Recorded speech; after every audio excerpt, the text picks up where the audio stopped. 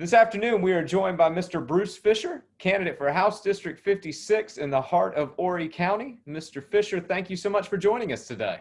My pleasure. Well, to start off with, thank you for taking the time to share with our members, and we want to start by making sure they get to know a little bit about you.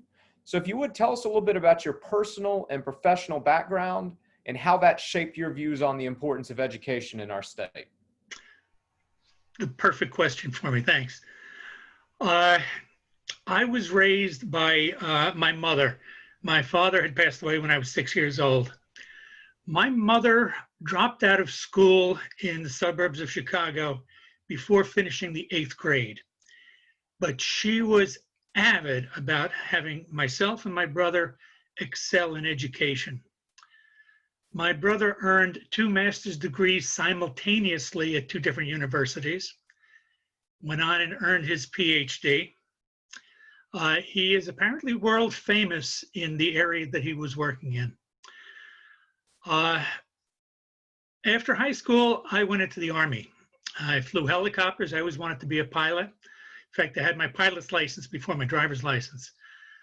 Turns out the airlines weren't interested in me because I hadn't been to college. So I decided to go to college, put myself through college and graduate school.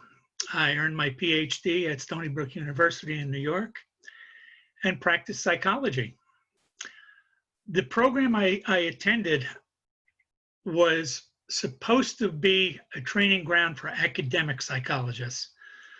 My degree is in clinical, and I did not really want to be involved in research. I didn't care for it. And no offense to you all, I think you all are great, but I don't particularly care for teaching. I'll teach hands-on things. I was a flight instructor for a while. I do that really well.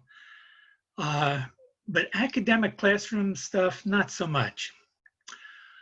But again, my mom, with less than an 8th grade education, turned out 2 PhD sons, which just demonstrates to me the power of what home life can do in motivating kids to excel in education. If you got a kid with a great family at home, teachers have a much easier job, I would think. Sure, and you know, our teachers definitely support that home support, but we're trying to reach every kid, and we believe as an association that obviously access to a great teacher is key to a great education. And so a problem that we're facing in this state is that we're facing a teaching shortage. We had over 6,000 teachers leave the classroom at the end of last year. We had hundreds of teaching vacancies to start the school year. So as a member of the General Assembly, can you tell me what steps you would try to push for in order to help our state better recruit and retain the best teaching talent? I can sum that up in one word: funding. The pay scales have to be increased, I would say, dramatically. Of course, South Carolinians would always say, no, I don't want my taxes going up by $1. Well, truth of the matter is you get what you pay for. And if you want an educated society, I'm sorry, we have to pay for it. I don't like paying taxes any more than anyone else does, but I will pay them for something like education. Well, one struggle we have in this state is that tax paying ability varies drastically across counties, especially you're close to the I-95 corridor, which has become nationally recognized for inequality and educational access based in part on tax paying ability. But the General Assembly has an obligation to the education of all students across our state, regardless of zip code. So from your lens as a potential future state legislator, what steps does the state government need to take to ensure equitable access to a quality education for any child, regardless of where they live in our state? Well, first of all, they have to equalize the funding per student. Right, here in Horry County, I understand that we're about $43 short of the state average. I can only imagine what some of the other more rural areas are getting. We need to pay for broadband, whatever it takes. These days, to be computer illiterate, as I have been until very recently, it's just not tenable. Sure. So that has to change. The pay scales have to be increased. The steps have to be there for people to advance. My son is a teacher in New York City.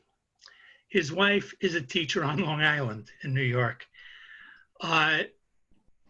Since I've lived down here for 15 years now, I've tried to encourage them to come on down. It's so much cheaper to live down here.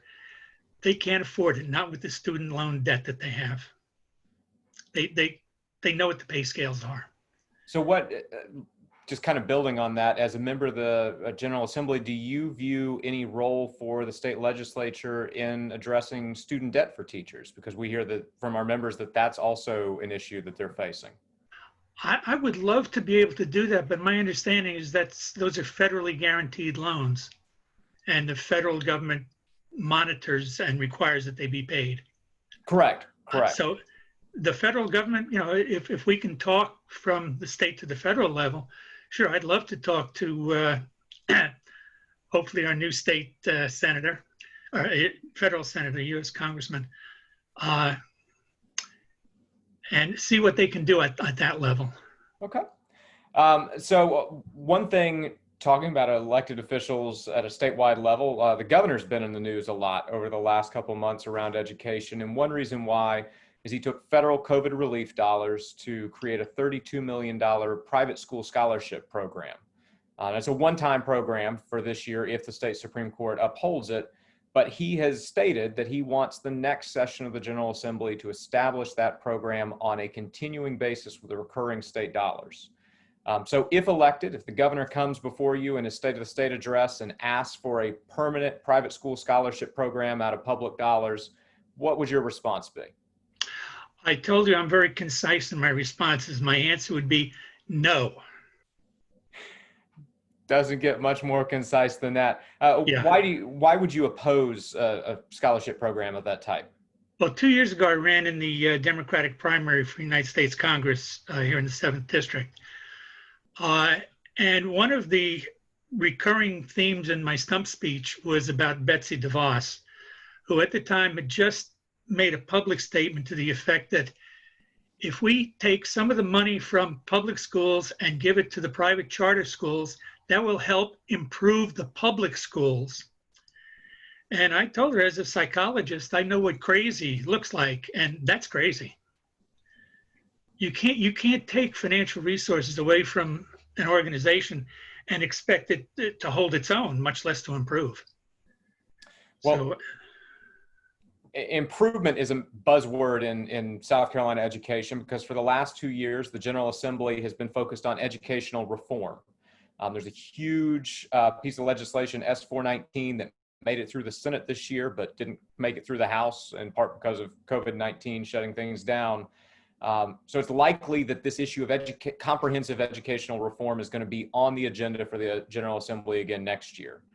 So if elected, what do you view to be the key issues in educational reform that our state needs to tackle? Okay. I'm a little bit older than the average bear. I went through school when things were very much different. We had our in-class exams, and we had our midterms and finals at the end of the year. In New York State, we had, at the end of a class, whether it was a 1 semester or 2 semester class, we had what they called a Regents exam, statewide exam that everybody took the same test. I believe they were 3-hour exams. That was the only testing that was done. Now I look around and see the monstrous amount of work that goes into preparing kids for the tests, because that's what salaries are based on, that's what funding is based on, and that's, to coin a term once again, that's insane. When you have to teach for the test, you're not doing your job. I think the most important thing that can be taught in school, in public school, is critical thinking. And that's not taught by teaching kids to memorize something. So that would be number one. Okay. Is there a number two? Let's see. uh, well, we already talked about salaries increasing. Yeah. Sure. Yeah, Okay. I mean, you need to retain good teachers, and they're not going to be retained if they can make a lot more money somewhere else once they've gotten a year or two of experience. Sure. Well, we've covered a lot of ground on a lot of educational topics, but I want to make sure that you are able to share what you want our members to know. So is there anything we haven't covered that you would want to make sure that they are considering and aware of before they cast their ballots in November? Oh, in terms of education, let's see. Uh, Or it could be something about you in general as well. Just if there's one thing that you want to make sure our members walk away knowing, what is that? well, I did notice in reading through the Senate Bill 419 that there's a monstrous an overemphasis on getting kids as young as, I don't know, what, 7 years old, to start thinking about a career path. In college, most kids change their majors 2 and 3 times. And once you get out in the world, you may change your entire career path 2 or 3 times before you find your comfort zone. So I think that's also kind of crazy to force kids into a mold at such a young age. Well, we appreciate you taking the time this afternoon to share with our members, and thank you for your willingness to serve the state through elected office, and we wish you the best this fall. Well, thank you very much. I appreciate it.